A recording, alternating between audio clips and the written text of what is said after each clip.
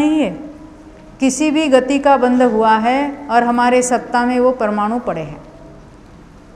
हर एक जीव के सत्ता में चारों ही गति के परमाणु है, विद्यमान है, भले वो तीर्थंकर का भी जीव क्यों न हो।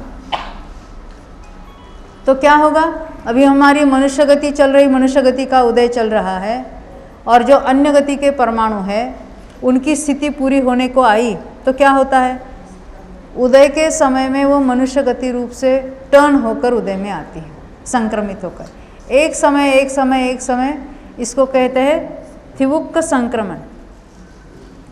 थिवुक्क संक्रमण, हमारी भाषा में ठिबक सिंचन, एक drop irrigation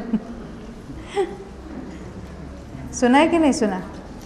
drop irrigation, drip, हाँ, वो वैसा एक समय के लिए वो संक्रमित होते उदय में आता है। अभी जो नरक गति, देव गति और तिर्यंच गति के परमाणु अपने सत्ता में यहाँ बंधे हुए पड़े हैं, और अभी तो हमारे मनुष्य गति का ही उदय चलेगा जब तक मनुष्य आयु चल रही है, भव चल रहा है। अन्य गति नाम कर्म का उदय यहाँ नहीं होगा, तो उन कर्मों का क्या होगा, वो संक्रमित होगी जो उदय रूप प्रकृति है उस रूप से। देखो मज़े की बात ऐसी होती है, जैसे हम फिर श्रेणिक राजा को बुलाते हैं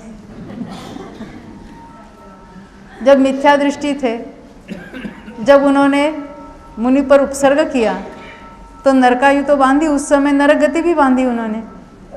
उसके बाद सम्यक दृष्टि हुई। सम्यक दर्शन होने के बाद कौन सी गति बांध रहे थे? सम्यक दृष्टि तो देव गति बिना अन्य गति बांधता ही नहीं है। सम्यक दर्शन होने के बाद, क्योंकि नरक गति की बंध विच्छित्ति पहले में हुई, तिर्यंच गति की बंध विच्छित्ति दूसरे में हुई, और मनुष्य के लिए मनुष्य गति की भी बंध विच्छित्ति दूसरे में होगी मनुष्यों के लिए। तो मनुष्यों के लिए एकमात्र गति बंधी जो बंधने के लिए रह गई सम्यक दृष्टि को, यह है देव गति। आयु नहीं, गति की बात कर रहे, आयु की बात बाद में करेंगे। तो श्रेणिक राजा सम्यक दर्शन होने के बाद लगातार देव गति बांध रहे। अभी क्षायिक सम्यक दृष्टि है, फिर मिथ्यात्व में जाने का भी सवाल नहीं है। अब वर्तमान में वो नरक में गए। अभी 84,000 वर्ष तक सम्यक दर्शन के साथ कौन से गति का बंध कर रहे होंगे वो वहाँ पर? हाँ, देवगति बांधते नहीं कोई नारकी जी, नारकी सम्यक दृष्टि मनुष्य गति का ही बंध करते। तो अभी 84,000 वर्ष तक मनुष्य गति बांधेंगे, यहाँ माता के गर्भ में आएंगे। आते ही कौन सी गति बांधना शुरू करेंगे? मनुष्य है, सम्यक दृष्टि है, देवगति का बंध करेंगे। पहले नरक जाने के पहले भी देवगति बांधी थी। नरक में जाने पर मनुष्य गति बांध रहे थे, उदय नरक गति का चल रहा था। वहाँ से आए मनुष्य गति का उदय चालू हो गया है और बांध रहे देवगति। कब तक बांधेंगे? जब तक विच्छित्ति होगी तब तक। कब होती है? 8वें गुणस्थान में। देवायु नहीं कहा, देवगति कही। 8वें गुणस्थान तक बांधते रहे। फिर क्या होगा? शपक श्रेणीच मानकर मोक्ष चले जाएंगे। तो लोग पूछते ये देवगति का क्या होगा? बेचारे उसका क्या फायदा?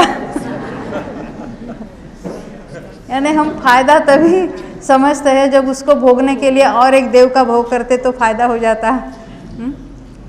यानी हमने देवगति भोगने में फायदा माना कि नहीं माना? ये जो कुछ गति या जो कोई परमाणु पड़े हैं, जिस कोई कर्म के परमाणु पड़े हैं, ऐसा ही जब क्षपणा करने का समय आता है वो सारे संक्रमित होकर उलट पुलट जो जिसमें उसका अभी अलग पूरा प्रोसेस है तो वो सारी नष्ट हो जाती। तो इतनी सारी शुभ प्रकृतियाँ बांधेगी और फिर वो उसका क्षय कर देना। हाँ, यानी हम अभी भी पुण्य को छोड़ना नहीं चाहते।